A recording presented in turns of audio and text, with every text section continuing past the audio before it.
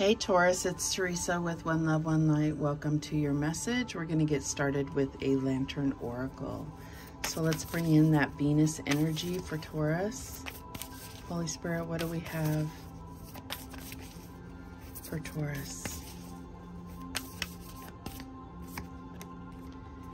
And we have false beliefs. Once the untruths that we believe about ourselves are illuminated, so are the ways we can release the false limitations they confine us to. So I feel like there's something that you believe about yourself or about your spirituality that is limiting you. So let's see what the book has to say. Number 13. Which is the same number as the Death card. So I feel like this is going to be something that's definitely going to end. You're going to come into clarity and realization about this belief. Our unhelpful core beliefs are predominantly invisible. So are the ways they influence our experience of reality. Our false beliefs act as tinted lenses that harmfully distort our perception of the world, others, what is possible, and ourselves. For example, you might believe the falsehood that you are not good enough, that you are unlovable, or that you are bad. Such inaccurate convictions will inform how you make sense of your experience, as well as influence the impossibly high or dangerously low standards you have for yourself, others, and relationship dynamics. False beliefs have the potential to be particularly dangerous because we cannot see when others are using them to manipulate and take advantage of us. Our false beliefs blind us to what we allow into our lives and how we co-create or even perpetually repeat an unwanted, toxic, or even potentially dangerous situation. When we can see how our thoughts, feelings, and choices contribute to what is happening for us, we have the key to set ourselves free. False beliefs create darkness in areas where the mind requires light the most. Hold every question in the illuminating space of your heart. Accept the answer that shines through even when it is contrary to what you want it to be. The heart, like the owl, is too wise and white ever to lie or mislead. Okay, so I definitely feel like what stuck out to me the most is this, like, having, you know, extremely high standards for yourself, but possibly low standards for those that you are connected to. So it's like you don't expect much from people, and I feel like that is what the universe is giving you, because that's the lens with which you are seeing things. But know that you have, you know, way too high of a standard for yourself. Like, you expect so much from yourself, and it creates this perpetual cycle of you disappointing yourself. And so I feel like that's where there's going to become a raising of certain standards and a lowering of other standards, and a compassion for yourself that you are enough. All right, what else do we have for Taurus? I hope I didn't say Capricorn. I just did Capricorns, but sometimes I misspeak. This is definitely Taurus energy here. Okay. And we have Jawfield, joy. It's like, I feel like this is what your archangels want you to experience, is joy, but because of your own, it's like you feel like you don't deserve joy because you're bad, or that you're not good enough, or you're used up, or whatever the word is that you speak to yourself. And it's time to let that feeling go and be able to truly experience joy. And I feel like there is something in your life that represents joy that you feel at arm's length from, like you can't quite get there. This could be anything. I feel like it could be your children. It's like you see them, and your joy is brought into your energy, but there's always something that invades that energy, something that you don't feel good enough as a mother or a father, something of that nature. But you are good enough, and it's like once you see that, you're going to be unstoppable. Once you have that confidence and self-worth, it's going to be amazing to watch a Taurus, right? All right, so let's see what the empathic oracle has. What else do we have for Taurus? And we have timeline. So I feel like this is you coming to a crossroads. Are you going to live in the past, or are you going to create a new path? But we're going to read what it has to say about timelines. That's number 47, which does break down to a master number 11. So that is beautiful. This is a big, major time in your life is what I'm getting. Number 47. Okay.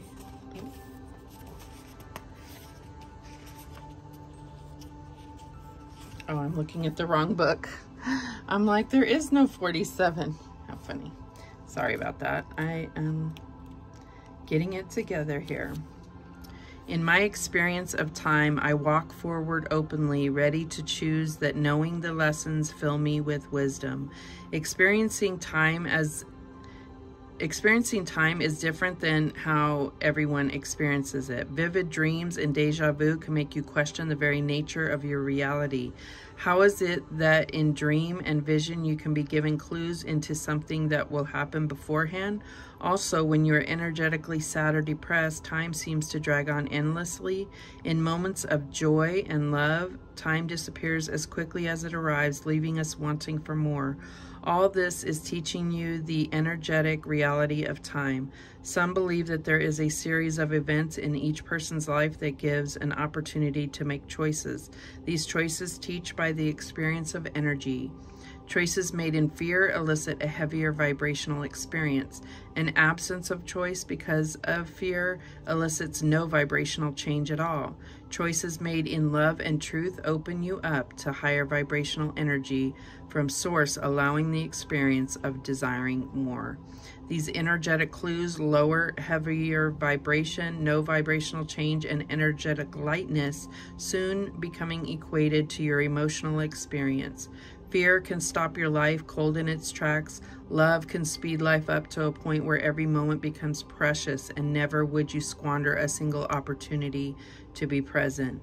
Knowing that the choices that are before you create an opportunity for movement, we begin to choose wisely, knowing that energetic growth is the food for the soul. Yeah, so I feel like that's where you're going to really come into this joy, is starting to really connect to your intuition and being mindful of the feelings that you have around certain people, around certain choices, and understanding what that means to you, what it means to your path. All right, so let's see how this is playing out for Taurus. We're already 8 minutes in. Jeez. Okay. I hope you stuck with me through reading the book, but there are strong messages in those books, so, you know, bear with me. All right, what do we have as the recent past energy for Taurus? And we have the Star, absolutely beautiful. I do feel that first thing that came up is these two jugs. It's like there is choices, but either way, I feel like it's more about who is making the choice rather than the choice itself. I don't know where that's coming from. All right, it's about you. It's not so much about the choices that you are making or have made. It's about you and you, the learning of lessons, the coming to know yourself for who you truly are, to believing bigger and better things about yourself. All right, the current energy is the Magician. So this is letting you know that you have everything you need to manifest the desires of your heart. You are the master manifester as a Taurus. So it's like everything that you think comes to pass. And so that's good and bad. And you need to be able to harness that energy to benefit you rather than to create obstacles in your path, or reasons to be fearful, or reasons to block out love. This is what has happened in the past, is that you've done this without, it's like your power has been thrown and thrashed about because you haven't realized your own power, if that makes sense to you. All right, what is the challenge here for Taurus? And we have the Five of Cups. There's been so many things that disappointed you in the past. You have a lot of regrets, you have guilt, you have sadness, you have grief. And it's time to let those fall away and turn around and focus on what you do have. You have love here, you have support. You know, it may be less than maybe you expect to have everyone's support, everyone's love, and it's just not possible. But focus on what you do have, because those are the most important. All right, so what is the advice from Spirit? And we have the Hermit. So I feel like this is your higher self, your future self, letting you know that they are there with you, they are guiding you. And this Hermit is carrying the lantern. He's carrying that starlight. You see this star in here. He's carrying that starlight. He's using it as his guiding force here. And the starlight is divine. This comes from the heavens, right? What's the outcome here? And we have the Lovers. So I definitely see that there is an opportunity for a divine partnership to come about. This could definitely be a romantic relationship. Doesn't have to be, but I feel like that's what your heart feels that it's missing, and you're going to come into that as long as you believe that you deserve that. The bottom of the deck, we have the Eight of Wands. I feel like things are moving very quickly for you right now in a positive direction. And so the energy is here for you to, I mean, you have 4 major arcana here. Like, this is a major time for you. And I said that with this timeline. This is a major time for you. There are major choices. There are directions that, like, you're at a crossroads where things can go one of 2 ways. You know, that's what I'm getting here. And it's not easily discernible which direction you should go, because you don't know what's around the bend on those paths. But if you really have your mind clear, and you believe in yourself, and you believe in your connection with the divine, you're going to pick the right choice. All right? It's never too late. All right, let's go ahead and clarify. Show me that star card. Why is this star energy here? And we have the Hermit again. So I definitely think that you've been kind of on this journey on your own, like your own soul journey that has derived a lot of information, a lot of lessons learned. But I feel like you haven't sat down and really thought about it, to think of all the lessons that you've learned, to think of where the magic and where God has moved in your life. I feel like that's something that you need to acknowledge and accept and be more mindful and aware of. All right, so what does this Magician have to say? And we have the Page of Cups. This is all about you opening up to truly how you feel about something, someone, somewhere, a situation. This is coming to terms with that. This is, I feel like this could be about your self-love, about your understanding your emotional worth, your spiritual worth. Show me this Five of Cups. And we have the Knight of Cups. So yeah, I feel like this is going to make you feel stronger. If you are able to heal this, then you can really move forward understanding how you truly feel about a situation. You can go towards those things that are emotionally fulfilling to you. Show me this Hermit card. Show me this Hermit. And we have the Two of Swords. So there you are at crossroads again. It's not, when you look at it, you're not going to be able to see which one with your eyes. It has to be through your intuition and your experience, your inner knowing. Show me the Lovers here. I don't think one other person has gotten the Lovers come out in their reading. It's very strange. I just thought of that. Okay, show me the Lovers.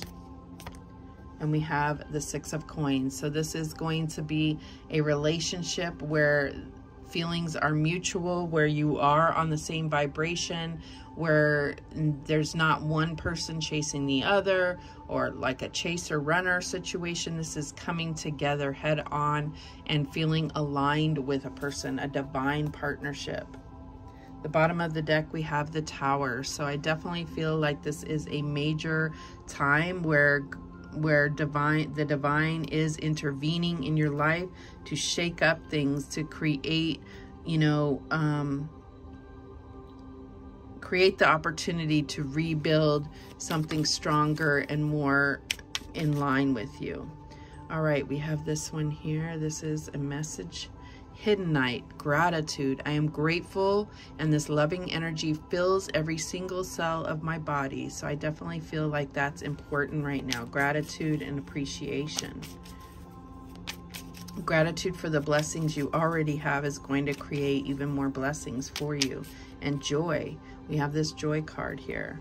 Okay, we have this one here. Divine Temple Crystals, Source. I am deeply connected to and an expression of the divine source of the universe. I definitely feel like this is, you know, being more consciously aware of your connection with God is crucial. All right, what else? One more. Okay. We have this one here. Prenite Trust. I trust myself and the divine flow of the universe. This is all about trusting yourself, trusting in your ability, your strength, your beauty, your inner knowing. This is really truly believing in yourself and trusting yourself. I do some affirmations every night. I repeat, I love myself, I trust myself, I honor myself, and I value myself. And I feel like this has really made a change. I'm still doing it, so I think it's an evolving change. It's still changing. So I feel like that for some reason Spirit wanted me to share that with you. All right, those are the messages that came through for you. Thank you so much for watching. I do appreciate it. And remember, the universe has your back, and so do I. Take care.